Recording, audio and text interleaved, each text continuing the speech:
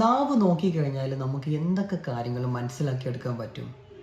നമുക്കൊന്ന് നോക്കാം.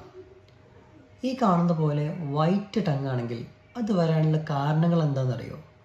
അത് പ്രധാനപ്പെട്ടൊരു കാരണം ഡീഹൈഡ്രേഷനാണ്. ശരീരത്തിലെ ജലാംശം കുറഞ്ഞു വരുമ്പോൾ ഇതുപോലെ വൈറ്റ് കളറിൽ കാണാൻ പറ്റും.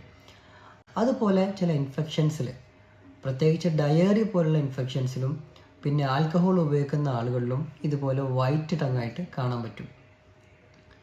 ഇനി ഈ കാണുന്ന പോലെ റെഡ് ഷൈനി ടങ് ആണെങ്കിലോ, ഇതിൻ്റെ റീസൺസ് എന്ന് പറയുന്നത് വൈറ്റമിൻ B12-ൻ്റെയും ഫോളിക് ആസിഡിൻ്റെയും അതുപോലെ അയേണിൻ്റെയും ഡെഫിഷ്യൻസി കുറവ് കാരണമാണ് ഇങ്ങനെ വരിക.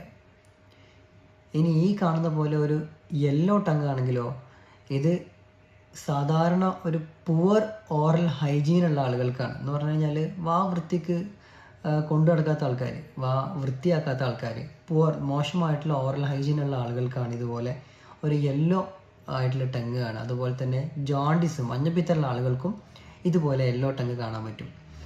ഇനി ഈ കാണുന്ന പോലെ ഒരു വൈറ്റ് ക്രീമി ടങ് ആണെങ്കിലോ, ഒരു ക്രീമി അപ്പിയറൻസ് ഉള്ള ഒരു വൈറ്റ് ടങ് ആണെങ്കിലോ, ഇത് വായിൽ വരുന്ന, നാവിൻ്റെ മുകളിലൊക്കെ വരുന്ന ഒരു ഫംഗൽ ഇൻഫെക്ഷനാണ്. നമ്മൾ ഓറൽ ത്രഷ് എന്നൊക്കെ പറയും. ഇത് പൊതുവെ പ്രതിരോധം കുറഞ്ഞ ആളുകളിൽ വരുന്ന ഒരു അസുഖമാണ്.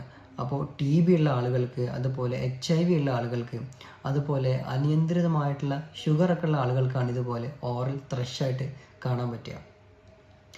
ഇനി ഈ കാണുന്ന പോലെ ഒരു ബ്ലാക്ക് ഹെയറി ആയിട്ടുള്ള ടങ് ആണെങ്കിലോ, ഇതും ഒരു പുവർ ഓറൽ ഹൈജീനെ സൂചിപ്പിക്കുന്നതാണ്. എന്ന് പറഞ്ഞു കഴിഞ്ഞാൽ വാ വൃത്തിക്ക് കൊണ്ടു നടക്കാത്ത ആൾക്കാർ. അതുപോലെ തന്നെ ഇത് ബാക്ടീരിയൽ ഓവർ ഗ്രോത്തിനെയും പിന്നെ ചില ആൻറ്റിബയോട്ടിക്സിൻ്റെ ഉപയോഗം കാരണവും അതുപോലെ തന്നെ ബിസ്മത്ത് അടങ്ങിയിട്ടുള്ള മരുന്നുകൾ ഉപയോഗിക്കുന്ന ആളുകൾക്കും പിന്നെ ടൊബാക്കോ യൂസ് ചെയ്യുന്ന ആളുകൾക്കും ഇതുപോലെ ഒരു ബ്ലാക്ക് ഹെയറി ആയിട്ടുള്ള ടങ് കാണാൻ പറ്റും.